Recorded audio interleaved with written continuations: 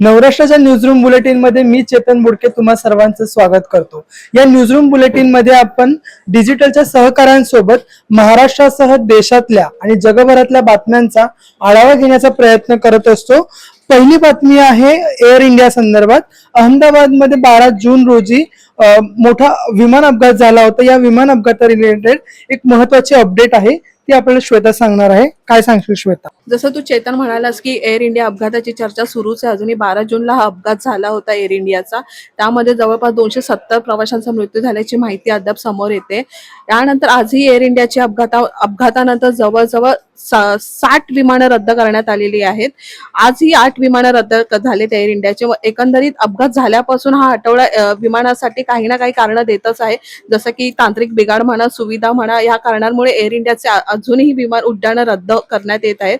त्यामुळे नागरिकांची तर गैरसोय होतेच आहे, त्यासोबत प्रशासनाची दिलगिरी यामध्ये व्यक्त होते।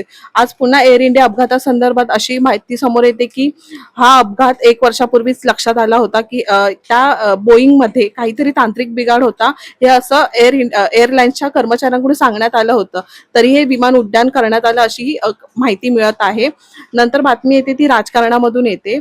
सकाळी शरद पवार यांची पत्रकार परिषद झालेली आहे। या पत्रकार परिषदेमध्ये चर्चा होती ती मुंबई महानगरपालिका निवडणुकीची चर्चा होती। ह्या पालिकेमध्ये शरद पवार यांनी स्पष्ट भूमिका मांडली की आमची निवडणूक ही एकत्र लढण्याची इच्छा आहे, पण पुढे काय होतं हे पाहणं महत्त्वाचं ठरणार आहे। जसं की उद्धव ठाकरे यांची मुंबई महानगरपालिका ओळखली जाते, त्यापुढे ही महापालिका कुणाची असणार आहे हे पाहणं महत्त्वाचं ठरणार आहे। थँक्यू। विमान अपघात आणि राजकारणानंतर पुढची बातमी येत आहे गणपतीची। गणपती अवघ्या काही दिवसांवरतीच येऊन ठेपला आहे। जर तुम्ही गणपतीला गावी जाणार असाल तर त्या संबंधित एक महत्त्वाची अपडेट आहे, ती अपडेट देणार आहे तृप्ती। कोकण रेल्वे संदर्भात आता महत्त्वाची अपडेट समोर येते। आरक्षणाचं वेळापत्रक तर जारी झालेलंच आहे, मात्र याचबरोबर गणेशोत्सव आता ऑगस्टमध्ये येणार आहेत। सो त्या ऑगस्टमध्ये जर का तुम्ही गणपतीसाठी गावी जाणार असाल तर 2 महिने आधी बुकिंग करणं अनिवार्य आहे। यासाठीच 23 जून पासून कोकणात जाणाऱ्या चाकरमान्यांनी बुकिंग करणं गरजेचं आहे। त्याचबरोबर त्यात सांगायचं झालं तर गणपतीच्या 2 दिवस आधी सुद्धा कोकणात जाणाऱ्या चाकरमान्यांची संख्या मोठ्या प्रमाणात असते, त्यामुळे आरक्षणा व्यतिरिक्त सुद्धा इतर गाड्या सोडण्यात याव्यात यासाठी सुद्धा मागणी करण्यात येत आहे। आणि दुसरी महत्त्वाची बातमी म्हणजे सध्या बाजारात सुक्या मासळीचा तुटवडा निर्माण झाला आहे। याचं कारण म्हणजे ओल्या बोंबिलांची विक्री मोठ्या प्रमाणात होत आहे।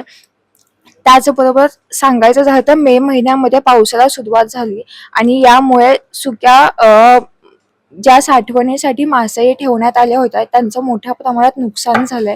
त्याच्यामुळे बाजारात सुक्या मासळीचा सध्या तुटवडा निर्माण झालाय। मनोरंजन क्षेत्रातल्या महत्त्वाच्या अपडेट्स आपल्याला सायली देणार आहे। नक्कीच चेतन, ज्येष्ठ अभिनेते आणि दिग्दर्शक विवेक लागू यांचं काल निधन झालंय आणि यांच्या निधनाने हिंदी चित्रपटसृष्टीत आणि मराठी चित्रपटसृष्टीत दोन्ही चित्रपटसृष्टीत शोककला पसरली आहे आणि आज त्यांच्यावरती अंत्यसंस्कार होणार आहेत आणि त्यांचे अंत्यसंस्कार ओशिवारा स्मशानभूमी मुंबई येथे केले जाणार आहे, जिथे सगळ्या कलाकारांची उपस्थिती लागेल।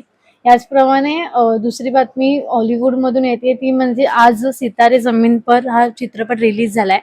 आमिर खानच्या या चित्रपटाला प्रेक्षकांचा चांगला प्रतिसाद मिळतोय आणि तसेच प्रेक्षक हा चित्रपट एक भावनिक आहे आणि तसेच हसवणारा देखील आहे असे ते म्हणत आहेत। तसेच हा चित्रपट आज 8 कोटींची कमाई करू शकतो असे तरुण आदर्श यांनी सांगितलंय।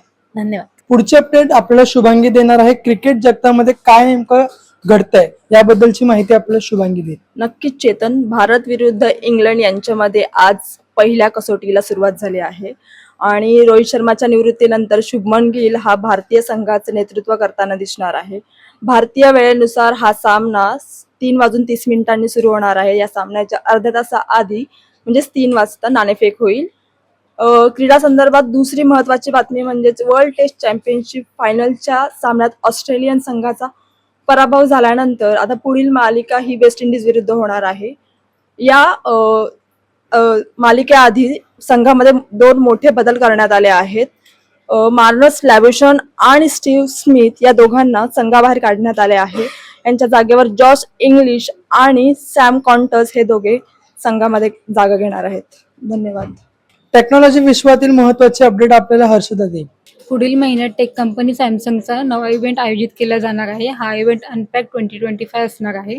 या इव्हेंटमध्ये कंपनी त्यांची वॉच 8 सिरीज लॉन्च करणार आहे. याशिवाय अनेक स्मार्टफोन्स देखील लॉन्च केले जाणार आहेत. हा इव्हेंट कंपनीच्या यूट्यूब चॅनलवरती लाईव्ह पाहू शकता. या इव्हेंटमध्ये कंपनी Z7 सिरीज लॉन्च करणार आहे. यामध्ये युजर्सचा बजेट फ्रेंडली स्मार्टफोन देखील लॉन्च केला जाणार आहे. याशिवाय दुसरी महत्त्वाची बातमी म्हणजे अनेक युजर्सचे पासवर्ड लीक झाले आहेत. फेसबुक आणि गुगल युजर्सचा यामध्ये समावेश आहे. हे पासवर्ड एका विशेष मालवेअरच्या मदतीने लीक करण्यात आले आहेत. आणि सर्वात महत्त्वाची गोष्ट म्हणजे हे पासवर्ड डार्क वेबवर अगदी कमी किमतीत विकले जात आहेत. त्यामुळे कोणत्याही प्रकारचे सामान्य माणसं किंवा हॅकर्स हे पासवर्ड खरेदी करून त्यांचा चुकीचा वापर करू शकतात. त्यामुळे तुम्हाला सर्वात महत्त्वाची गोष्ट म्हणजे तुमचे पासवर्ड वेळोवेळी चेंज करणं गरजेचं आहे. प्रत्येक अकाउंटसाठी एक मजबूत पासवर्ड सेट करणं गरजेचं आहे. थँक्यू. नुकतंच केंद्रीय वाहतूक मंत्री नितीन गडकरी यांनी फास्टॅग संबंधित काही महत्त्वाचे निर्णय जारी केलेला आहे. या संदर्भात माहिती देणार आहे मयूर. देशाचे केंद्रीय मंत्री नितीन गडकरी यांनी फास्टॅग बाबत एक महत्त्वाचा निर्णय घेतलाय. नुकतंच त्यांनी सांगितले की अॅन्युअल फास्टॅग पास हा लवकरच ते जारी करणार आहे. येत्या 15 ऑगस्ट 2025 पासून हा पास दिला जाणार आहे.